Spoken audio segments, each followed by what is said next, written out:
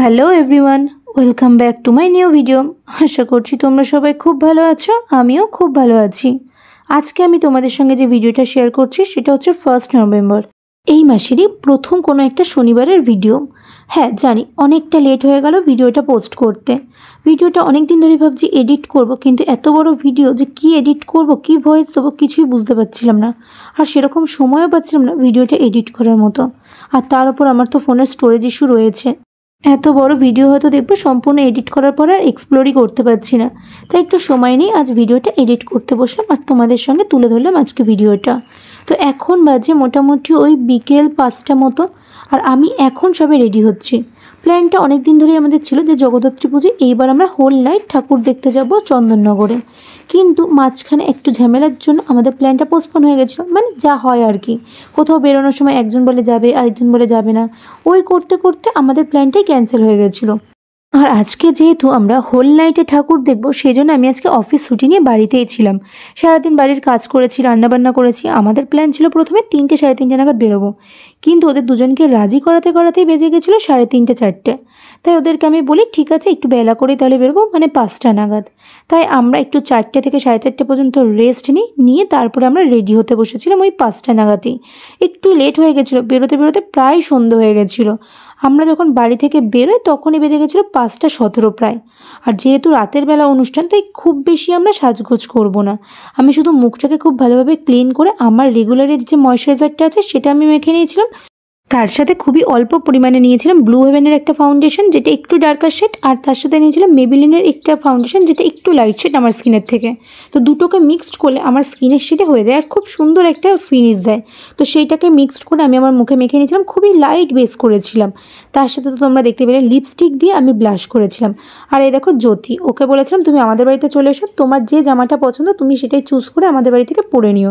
তাই ও আমাদের বাড়িতে এসে একেবারে রেডি হয়ে নিচ্ছিল, আর সেই ফাঁকে আমিও ওর সাথে রেডি হয়ে নিচ্ছিলাম। তারপরে আমি আমার সব থেকে পছন্দের কম্প্যাক্ট পাউডারটা দিয়ে পুরো মেকআপটাকে সেট করে নিচ্ছিলাম।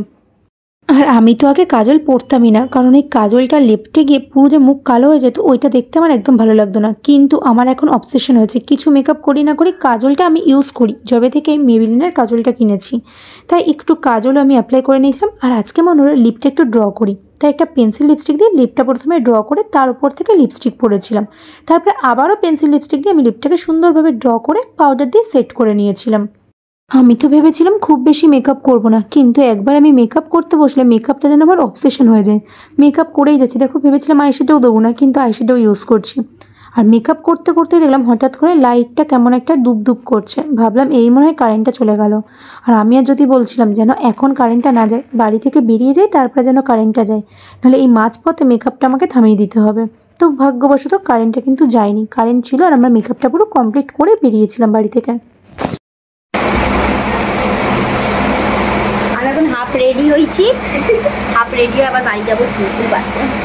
রূপা দিদি সুন্দর দেখতে পাবো। আমি আগে একটা জামা ভেবে রেখেছিলাম যে ভেতরে একটা ব্ল্যাক কালারের ট্যাঙ্ক টপ পরবো, ওপর দিয়ে একটা শার্ট পরবো, কিন্তু জ্যোতি ভাবছিল ও কী জামা পরবে। তাই ও আমাদের বাড়িতেই চলে এসেছিলো জামা চুজ করতে। আর আমারও সেরকম কোনো নতুন জামা নেই যেটা ওকে পরতে দেবো। তাই অনেক খুঁজে ওয়ার্ড্রপে এই একটা জামা পেয়েছিলাম যেটা আমি জ্যোতিকে পরতে দিয়েছিলাম।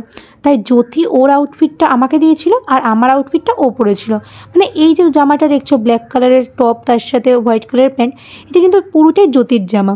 ও যেহেতু আগে পরে অলরেডি ছবি তুলে নিয়েছে, তাই জন্য ও আমাকে দিয়ে দিয়েছিলো, বলে তুমি পরে এবার একবার ছবি তুলে নাও। আর জ্যোতি যে দেখছো ক্রসের টপটা পরেছে তার সাথে জিন্সটা, সেটা কিন্তু আমার, কারণ আমি আগে এটা অলরেডি পরে ছবি তোলা হয়ে গেছে, তাই আমার না পরলেও চলবে। মানে আমাদের মেন মোটো হচ্ছে একবার করে জামাগুলো স্টাইলিং করে পরে সেগুলোতে ছবি তোলা, তারপরে সেই জামাগুলো আর না পরলেও আমাদের চলে।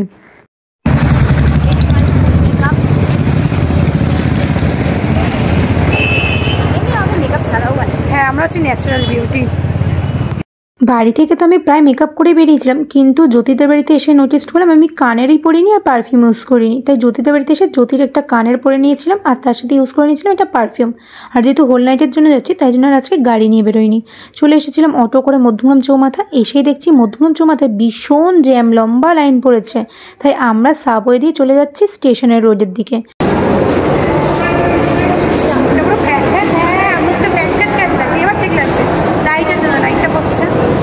মধ্যমগ্রাম স্টেশন রোড থেকে একটা অটো ধরে আমরা 3 জন মিলে চলে যাচ্ছি এবার সোদপুরের দিকে।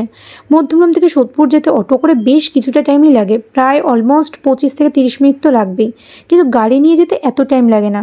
অটো করে যাচ্ছি তো যাচ্ছি, দেখো রাস্তা মনে হচ্ছে আর শেষই হচ্ছে না। অটো থেকে সোদপুরে নেমে আমরা রাস্তা পার হয়ে নিয়ে নিয়েছিলাম একটা টোটো। মাথা পিছু 10 টাকা করে নিয়েছিল এই টোটো আমাদের ফেরিঘাট পৌঁছানোর জন্য। মোটামুটি ওই 5 মিনিটের মধ্যে আমরা পৌঁছে গেছিলাম টোটো করে ফেরিঘাটে। সেখানে এসে বাবা এবার টোটো ভাড়া দিয়ে দিচ্ছে। তারপর আমি এখানে চলে এসেছিলাম ফেরিঘাটের টিকিট কাটতে। পার হেড 8 টাকা করে নিয়েছিল। আমরা যেহেতু 3 জন ছিলাম তাই 24 টাকা আমাদের ভাড়া হয়েছিল। তারপরে এবার চলে যাচ্ছি যেখান থেকে ফেরিঘাটের নৌকাটা ছাড়বে সেখান থেকে। যেহেতু অফিস ডেজ ছিল, প্রচুর লোক হয়তো এইভাবে ফেরিঘাটে নৌকো পার করে অফিস যাতায়াত করে। তারা সকলেই দেখছিলাম স্কুটি বাইক নিয়ে এই ফেরিঘাটের দিক দিয়ে নৌকায় উঠছিল। আর অনেক মানুষই যাচ্ছিল আজকে চন্দননগরে ভাসান দেখতে বা কার্নিভাল দেখতে। আমার নৌকো চড়তে ঠিক যতটা ভালো লাগে ঠিক ততটাই আবার খুব ভয়ও করে। মানে জলের ওপর থেকে এই যে যাচ্ছি আমরা পুরো মাঝ গঙ্গার ওপর, আমার তো খুব ভয় হয়। কিন্তু এই যে সন্ধেবেলা গঙ্গার ওপরে ঠান্ডা হাওয়া খেতে খেতে যাওয়াটাও কিন্তু বেশ ভালো লাগছিল। আর দূরে দেখো একটা ইস্কন মন্দির আছে, সেখানে সবাই দেখছিলাম প্রদীপ ভাসাচ্ছিল। এই গঙ্গার ফেরিঘাটেই আজকে সকালবেলা কিন্তু আমরা এসেছিলাম গাড়ি নিয়ে, আমি আর আমার এক বান্ধবী। তখন কিন্তু গঙ্গার পরিবেশটা পুরো অন্যরকম ছিল। সবে সূর্য উঠছিল, গঙ্গার ঠান্ডা হাওয়া, আর এই সন্ধেবেলার গঙ্গার পরিবেশ একদম অন্যরকম। মানে সকাল আর সন্ধ্যের গঙ্গা দুটোই কিন্তু বেশ ভালো লেগেছে আমাদের দুজনেরই। অবশেষে আমরা পৌঁছে গেছি কন্যাগড় ফেরিঘাটে। প্রায় আমাদের এখানে আসতে লেগেছিল 15 মিনিট মতো লঞ্চে করে, লঞ্চ না নৌকো করে। তো কন্যাগড়ে আমরা নেমে পড়েছি। দেখো এই হচ্ছে কন্যাগড় ফেরিঘাট। এই কন্যাগড়ের ফেরিঘাটে নেমে আমরা বেশ কিছু ছবি এবং ভিডিও তুলেছি। এবার আমরা আস্তে আস্তে এগিয়ে যাচ্ছি এই ফেরিঘাট থেকে বাইরের দিকে অন্য গাড়ি ধরার জন্য। তারপরে সেখান থেকে গাড়ি ধরে আমরা যাব চন্দননগর স্টেশন। তোমরা আমার ভয়েস শুনে বুঝতেই পারছো যে আমার গলাটা কতটা ভারী লাগছে। আসলে আমার খুব ঠান্ডা লেগেছে, সেই জন্যই এরকম গলাটা ভার হয়ে গেছে। হঠাৎ করে এমন ওয়েদারটা চেঞ্জ হয়ে গেল যে সব ঘরে ঘরেই এখন জ্বর সর্দি কাশি লেগেই রয়েছে।